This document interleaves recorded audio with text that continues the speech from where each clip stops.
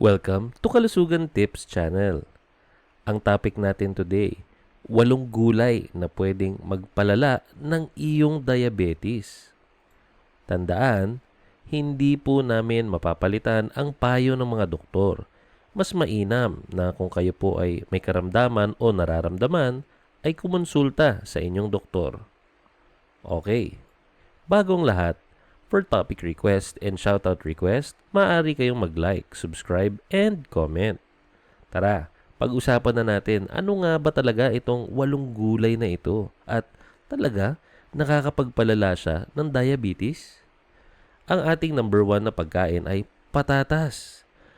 Mataas ang starch ng patatas na mabilis maging sugar sa katawan. Kapag naparami ang kain, naku, pwedeng biglang tumaas ang blood glucose. Mas lalo itong nakakaapekto kapag pinirito o ginawang fries. Ang mantika at asin ay dagdag problema pa. Kung kakain man, maliit na serving lang at mas mabuti kung pinakuluan kaysa sa pinirito. Kaya sa mga mahilig kumain dyan sa mga fast food, patatas, deep fried, naku, ingat-ingat. Sa ating pagkain number 2, kamote. Mas healthy ito kumpara sa puting patatas. Pero wag ka, mataas pa rin sa carbs or carbohydrates. Kapag sobra ang dami, pwede pa rin magpataas ng blood sugar. Ang kamote Q o yung may asukal sa labas ay mas delikado para sa mga diabetic kasi imaginein mo, 2 beses ang tama nito sa blood sugar. Niluto mo yung kamote na mataas pa din sa carbs. Tapos, pinirito mo siya, nilagyan mo siya ng asukal, edi lalong tataas ang blood sugar. Kaya dapat piliin ang plain, boiled o baked na may version at kontrolin syempre ang portion kasi pwede nga sabihin na ay mas healthy naman pala to kaysa dun sa patatas. Kung kalahating kilo naman ang nakakain mo sa tuwing kakain ka, edi wala rin. So kailangan gradual lang or controlled lang ang pagkain. Sa ating number 3, mais or corn. Technically, whole grain ang mais pero mataas din siya sa carbohydrates. Lalo na kapag madalas at marami ang kain, tumataas ang glucose level. Ang sweet corn ay may natural sugar na dapat bantayan. Okay? Lalo na kung may kasamang butter o asin. Kadalasan kasi pag naririnig natin na this is all natural or natural na pagkain, ang iniisip kagad natin ay, natural naman pala yan. Di ibig sabihin, healthy yan, healthy. Hindi laging ganun yung kaso. Kasi bakit? Pwedeng natural siya. Yes, natural na tanim. Pero yung content niya at kung ano yung structure nung mismong kinakain mo, parehas lang. Carbohydrates pa din, mataas pa rin ang fructose or yung mga glucose na tinatawag. Kaya importante na kahit ano pang pagkain yan, dapat in moderate, no? Bawal ang sobra-sobra. Lalo na syempre sasamahan mo pa ng butter at asin. Ako, talaga naman.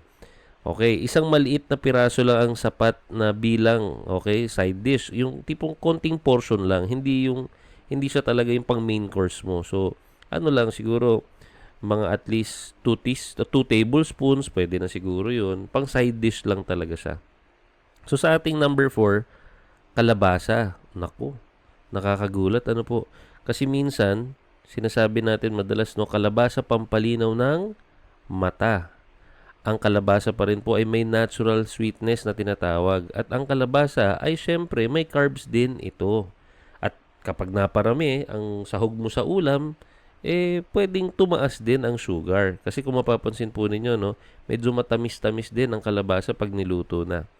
Ang mga lutong may gata at asukal ay may mas nakakataas, no? Mas nakakataas siya ng blood glucose. Kaya, kumbaga, double effect ang mangyayari.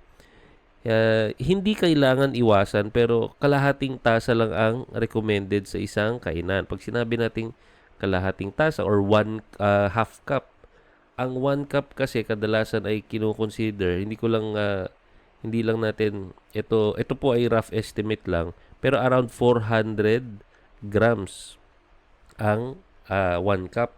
Okay? So, sa 1 cup, 400 grams. So, kung kalahating tasa, at least mga 200 grams lang.